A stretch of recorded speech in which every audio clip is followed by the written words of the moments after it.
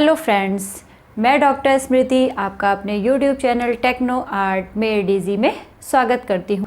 Friends, जैसा कि आप सभी जानते हैं, जो बच्चे तैयारी कर रहे हैं कि अब यूजीसी नेट के एग्ज़ाम में बहुत कम टाइम बचा है।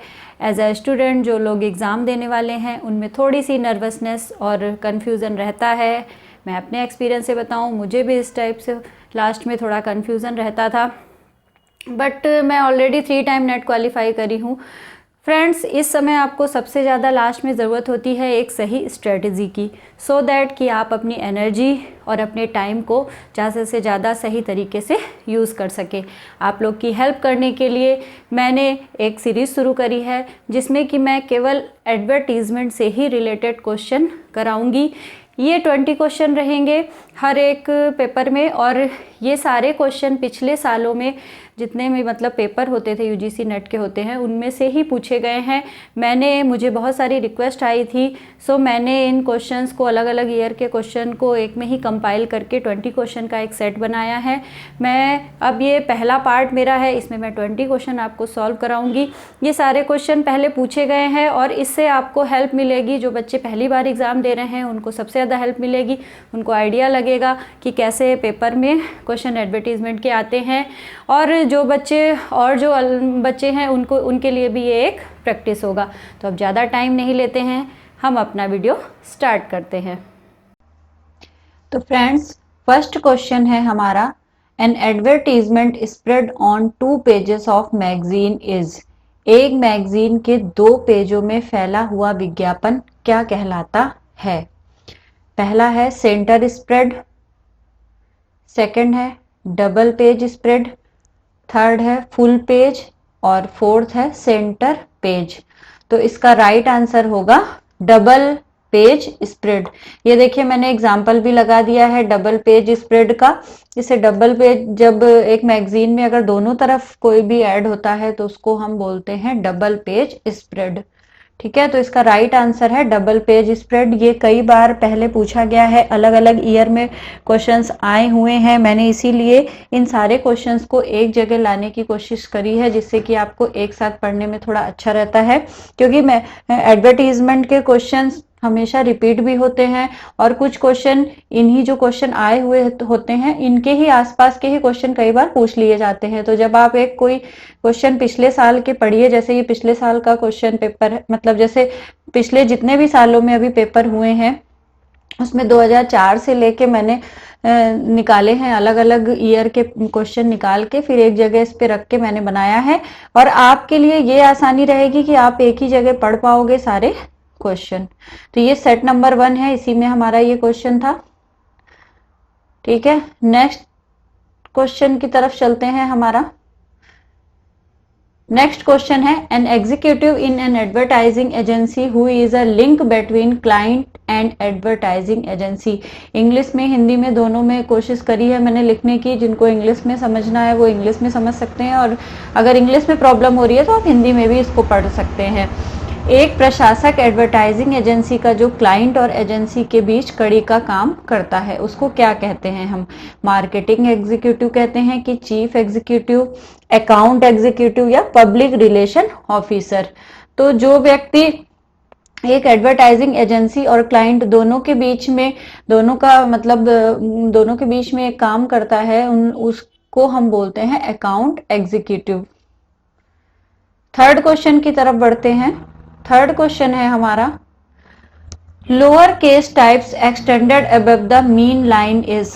फॉन्ट से क्वेश्चन बहुत आते हैं। फॉन्ट टाइप क्या है, फॉन्ट टाइप कितने प्रकार के होते हैं, या फॉन्ट में पूछ लेता है कि किस प्रकार का फॉन्ट है और कौन सा नहीं है। ऐसे भी क्वेश्चन आते हैं जिसमें छोटे प्रकार के टाइप यदि निचली पंक्ति के ऊपर हो तो क्या कहलाते हैं।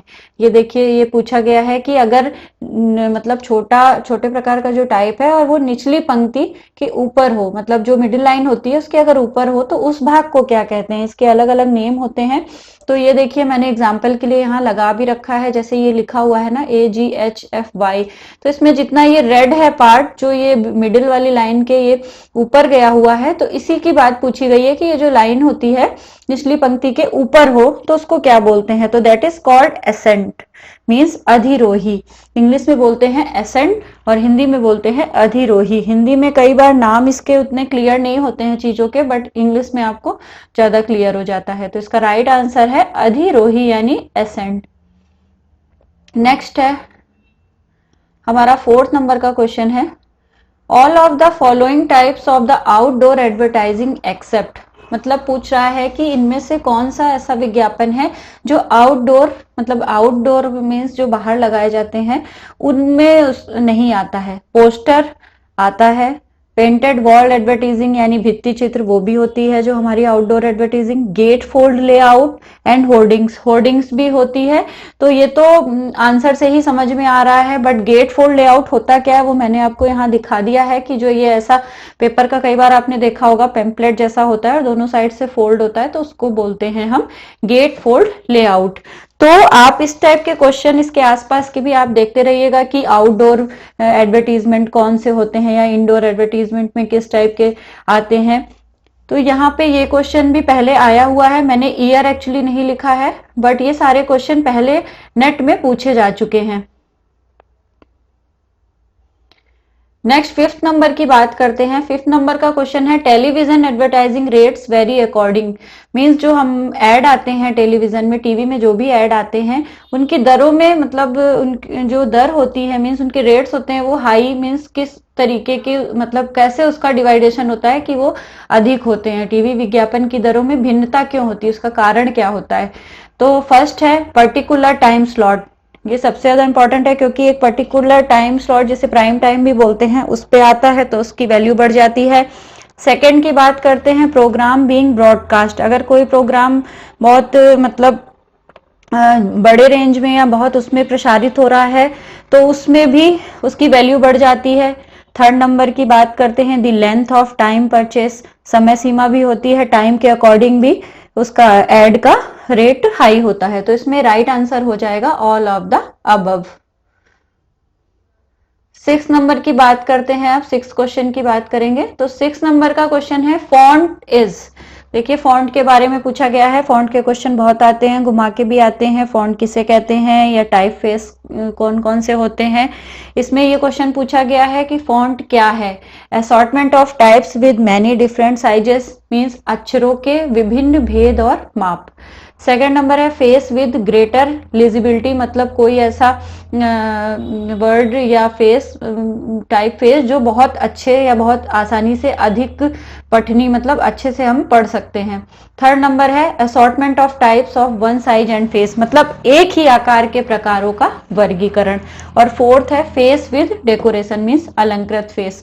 तो इसका राइट आंसर है यहाँ पे C, assortment of types of one size and face. Means मतलब फॉन्ट किसको कहते हैं कि एक पर्टिकुलर जो साइज कोई टाइप होता है फॉन्ट का, उसी का ही साइज और उसी के ही प्रकार को हम बोलते हैं फॉन्ट। 7th नंबर की बात करते हैं, 7th क्वेश्चन की तरफ चलते हैं। 7 नंबर का क्वेश्चन है the arrangement of pages in position for printing so that they comes exactly in the sequence after folding. Means मुद्रण, मतलब मीन्स जब छपाई होती है, प्रिंट होता है, तो उसमें कैसे पेज रखे जाते हैं कि अगर उसको मोड़ने पे वो ठीक क्रम में वापस से आ जाएं। ये क्वेश्चन बहुत बार पूछा गया है यूजीसी नेट में, पहले कई बार इसको पूछा गया है और मैंने तो 3 टाइम्स मतलब क्वालिफाई किया है, तो मुझे लग रहा है मैंने खुद भी इसको 2-3 बार शायद देखा ही है इस क्वेश्चन को। तो ये क्वेश्चन बहुत पूछा गया है पहले कि जब कोई प्रिंट होता है, प्रिंटिंग करने के लिए जब पेपर को हम ऐसे मोड़ते हैं तो वो जो नंबर होते हैं वो ठीक क्रम में कैसे आ जाते हैं। तो इसका राइट आंसर होगा इम्पोजिशन। मतलब उसको कहते क्या है, उसको बोलते हैं यहाँ पे इम्पोजिशन। ठीक है, 7 नंबर की बात करते हैं। 8 नंबर का क्वेश्चन है हु इज टारगेट ऑडियंस। लक्ष्य के श्रोतागण कौन है। मीन्स टारगेट ऑडियंस हमारी क्या होती है। टारगेट ऑडियंस क्या होती है, हमारी टारगेट ऑडियंस होती है अ कंज्यूमर। एक कंज्यूमर जो होता है वो हमारी टारगेट ऑडियंस होती है। ये मतलब कुछ आंसर तो देख के भी हमें समझ में आ जाते हैं, जैसे हु लिसन रेडियो, जो रेडियो सुनता है वो एक टारगेट नहीं होता है हमारा। टीवी का जो यूज करता है वो भी मतलब, लेकिन अगर हम किसी को अपना एक सामान मतलब एड में अगर किसी को एक सामान हम बेचना चाह रहे हैं सपोज, तो हमारा एक जो मतलब मेन फोकस होता है या मेन हमारा ये होता है कि हम अपने कंज्यूमर तक पहुंचे जो उसका उपभोग कर रहा हो रियल में। ठीक है, 9 नंबर की बात करते हैं। अब 9 नंबर के क्वेश्चन पे चलते हैं। सुदर्शन धीर इज नोन फॉर, सुदर्शन धीर के बारे में पूछा गया है कि ये किस के लिए जाने जाते हैं। एडवर्टाइजिंग एजेंसी के लिए, आर्ट डायरेक्टर हैं, ग्राफिक डिजाइनर हैं, फिल्म प्रोड्यूसर। मैं आपको यहाँ बता दूं कि सुदर्शन धीर का नाम एज अ ग्राफिक डिजाइनर बहुत ज्यादा लिया जाता है। इन्होंने बहुत ही फेमस फेमस डिजाइन मतलब लोगो डिजाइन किए हैं, जिसमें एचपी का है, टाइटन का है, किसान का, और वो आईडीबीआई बैंक वगैरह इन सब का है। तो इस टाइप के क्वेश्चन भी अगर कई बार घुमा के पूछा, अगर सपोज ये नहीं पूछा और ये पूछ दिया एचपी का लोगो किससे रिलेटेड है या टाइटन का, इस टाइप के क्वेश्चन में भी फिर आपको हेल्प मिल जाती है। इसलिए हमें जो पिछले साल के पेपर होते हैं, पहले हुए होते हैं, उनको देखना जरूरी हो जाता है, क्योंकि क्वेश्चन हमेशा इसके ही आसपास ही आता है। कोई हो सकता है इस बार सुदर्शन धीर की जगह किसी और को पूछ ले, तो मतलब आपको फेमस पर्सनालिटी जो रिनोन होती हैं डिजाइन से रिलेटेड, लोगो से रिलेटेड, एड एजेंसी से रिलेटेड, उन सब के बारे में थोड़ा देखना होता है। अभी तो मैं आपको ये वाले प्रैक्टिस सेट की तरह ये क्वेश्चन पेपर करा दे रही हूँ। मैंने खुद से 2020 क्वेश्चन निकाल के बनाए हुए हैं हर पिछले एग्जाम के। अब इसके बाद मैं कुछ आपको अलग से भी क्वेश्चन कराऊंगी। सॉरी सॉरी सॉरी,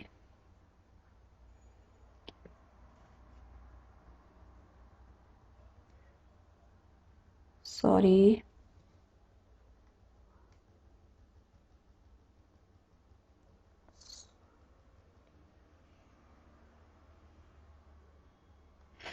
10 नंबर का क्वेश्चन है गोपी कुकड़े रिलेटेड टू। अब गोपी कुकड़े के लिए पूछा गया है कि ये किस चीज से रिलेट है।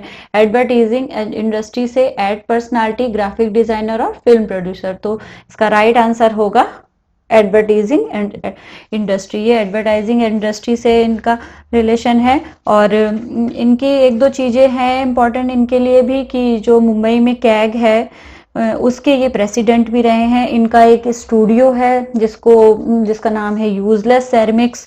तो इस टाइप से भी को मैं बता रही हूँ, ताकि आपको अगर पूछा जाता है कि यूजलेस सेरेमिक्स किसका है, तो आपको पता होना चाहिए वो गोपी कुकड़े का है। और कुछ इनकी फेमस एक दो चीजें हैं, जैसे यहाँ पे मैंने लिख रखा है आपके लिए कि वन लाइनर इनके कुछ फेमस है, जैसे पान पसंद का वन लाइनर पसंद है, शादी और तुमसे कभी नहीं, इस टाइप से भी अगर पूछता है, या चने का भाव काजू एंड द ओनिडा डिवाइल सिंह। अगर सपोज आपसे इस टाइप का भी कुछ अगर दे दिया और पूछा गया है कि ये किससे रिलेट करता है, या किस एड पर्सनालिटी से या किस एडवर्टाइजिंग से रिलेटेड है, तो आप उसका नाम बता सकते हो। 11 नंबर का क्वेश्चन है which artist was signatory of the declaration of independence and design the American flag. निम्नलिखित में से कौन सा कलाकार स्वतंत्रता की घोषणा के हस्ताक्षर करता थे और उसने अमेरिकन ध्वज का डिजाइन बनाया था। तो इसका राइट आंसर है फ्रांसिस हॉपकिंसन। फ्रांसिस हॉपकिंसन, ये इसका राइट आंसर है। इन्होंने ही अमेरिकन ध्वज का डिजाइन बनाया हुआ था। अब जैसे मैंने ये जो चार हैं मीन्स जेएम फ्लैग है, पॉल रैंड है, सॉल बॉस है, तो ये सब भी आपको एक दो बार मतलब इसके बारे में भी एक आप देख लेंगे तो थोड़ा ठीक रहेगा कि ये इनका कुछ फेमस चीज हो, या इन्होंने कोई फेमस लोगो बनाया हो, फेमस डिजाइन ड्रॉ किया हो, तो अगर कुछ इस टाइप से भी क्वेश्चन क्योंकि पेपर में बन सकता है।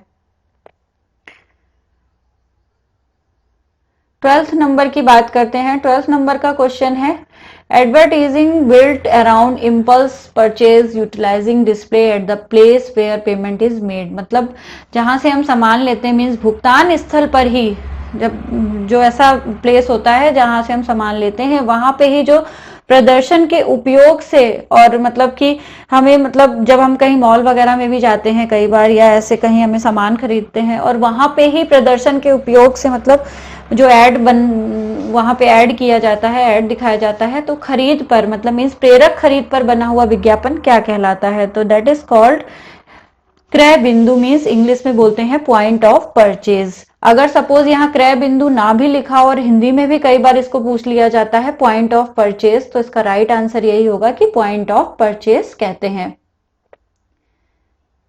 नेक्स्ट है sir Peter Scott who was not a professional designer but a naturalist designed the logo of organization in 1961। ये सारे क्वेश्चन मैं आपको बार बार इसलिए बता रही हूँ क्योंकि ये सारे क्वेश्चन पहले आए हुए हैं, जिन लोगों ने सॉल्व किया है उनको तो आसानी रहेगी, और जो भी बच्चे अब नेट के एग्जाम देने वाले हैं अभी, उनके लिए ये एक प्रैक्टिस रहेगी कि वो सारे क्वेश्चन एक ही जगह देख लेंगे। तो ये पूछा गया है कि सर पीटर स्कॉट जो डिजाइनर थे उन्होंने किस चीज का डिजाइन किया था, तो इसका राइट आंसर है WWF। इसका फुल फॉर्म भी मैंने लिखा है यहाँ पे, वर्ल्ड वाइल्ड लाइफ फंड। ये नेचर से रिलेटेड है, एनवायरमेंटल से रिलेटेड है, उसका ही इन्होंने लोगो बनाया था। नेक्स्ट क्वेश्चन की बात करते हैं 14th नंबर की। Above the line advertising in, सीमा रेखा से बाहर जो विज्ञापन होता है उसको क्या कहते हैं? हैंडबिल्स कहते हैं, पीओपी विज्ञापन, पंपलेट या रेडियो विज्ञापन। ये अलग अलग टाइप के विज्ञापन है, जिसमें एक तो होता है above the line means ATL बोलते हैं इसको, एक और होता है सीमा रेखा से, इसको ATL means above the line, एक और होता है बिलो द लाइन। ठीक है, तो उसको BTL बोलते हैं। इस टाइप से भी अगर शॉर्ट में भी आता है तो आप एक बार देख लेना कि अबव द लाइन्स ही होता है, ATL का मीन्स अबव द लाइन। इसलिए यहाँ पे मैंने आपको क्लियर कर दिया है अबव द लाइन। सपोज अगर पेपर में ऐसे भी आ गया कि ATL एडवर्टाइजिंग इज व्हाट, तो आपको पता होगा कि इसका मतलब तो होता है सीमा रेखा से बाहर मीन्स अबव द लाइन। तो रेडियो विज्ञापन जो होता है वो सीमा रेखा से बाहर विज्ञापन है। मीन्स ये जो तीन है ये बिलो द लाइन्स हैं, और ये रेडियो विज्ञापन जो है वो है हमारा above the line advertising. 15 number का क्वेश्चन है यूनिवर्स टाइप डिजाइंड बाय, ब्रह्मांड का प्रकार डिजाइन किया था। डिजाइन से क्वेश्चन बहुत आते हैं, लोगों से क्वेश्चन बहुत आते हैं, किस चीज का डिजाइन किसने किया था, मतलब कौन, अगर नाम भी पूछ लिया तो फिर पूछते हैं कि ये किसका, इन्होंने कौन सा डिजाइन किया था। तो इस टाइप के क्वेश्चन भी कई बार आते हैं नेट में, और ये सारे क्वेश्चन तो वैसे भी मैं आपको बार बार बता चुकी हूँ कि सब पूछे जा चुके हैं। तो इसका राइट आंसर है एंड्रियन फ्रेटिगर, ये इसका राइट आंसर है। इन सब के नेम मैंने हिंदी में इसलिए नहीं लिखे हैं क्योंकि इसके नाम जो हिंदी में भी पेपर में लिखा होता है वो सेम ही लिखा होता है, तो उससे कोई मैटर नहीं है। आप इंग्लिश में नाम पढ़ लो, इंग्लिश और हिंदी में सेम नाम लिखा है, बस ये है कि F बेंटन को उसको हिंदी में ही लिख दिया है F बेंटन या एंड्रियन फ्रेटिगर। तो आपको अगर नाम पता है तो कोई प्रॉब्लम नहीं है।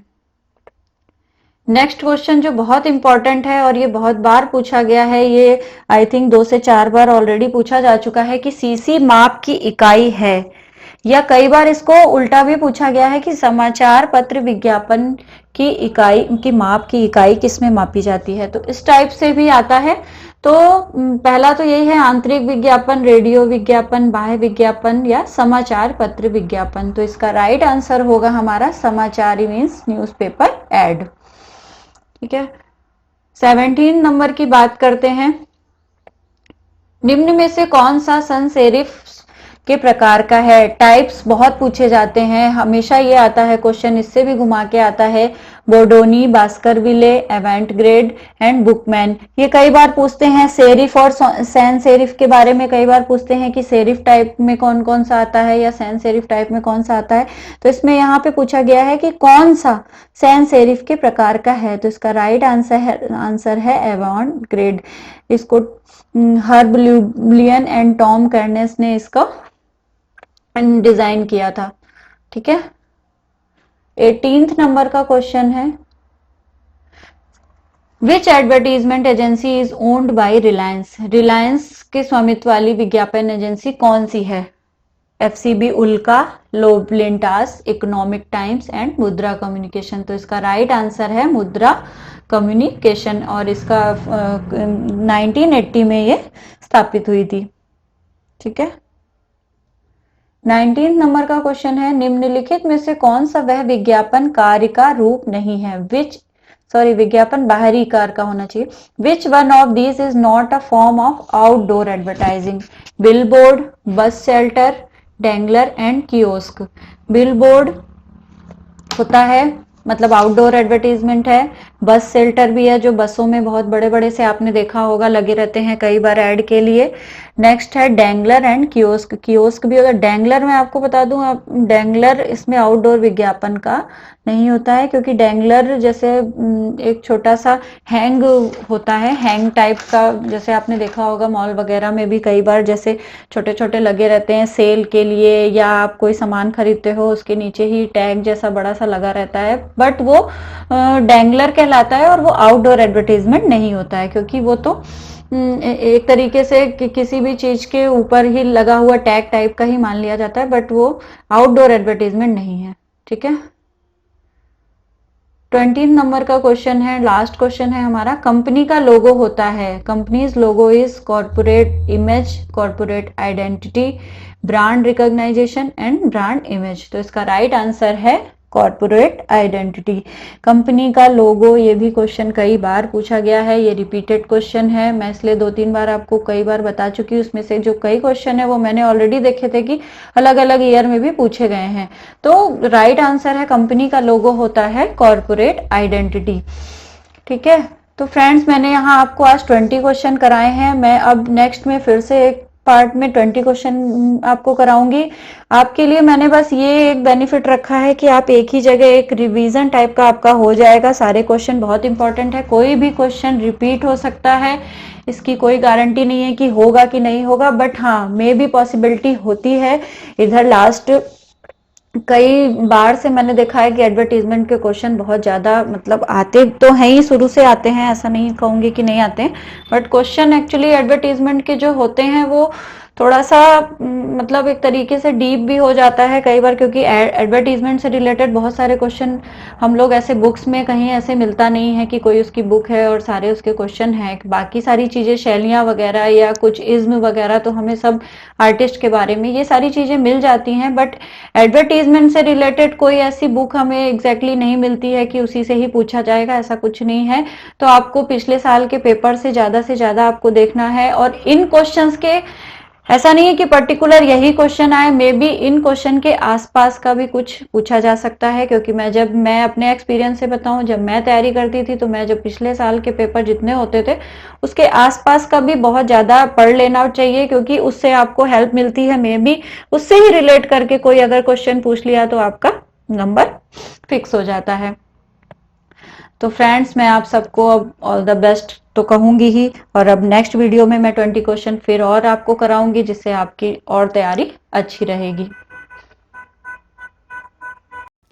आई होप आपको मेरा ये वीडियो पसंद आया होगा, तो प्लीज़ मेरे चैनल को लाइक करें, शेयर करें और सब्सक्राइब करें, साथ ही बेल आइकन को प्रेस करें, जिससे टाइम टू टाइम आपको मेरे लेटेस्ट वीडियो के नोटिफिकेशन मिलते रहेंगे।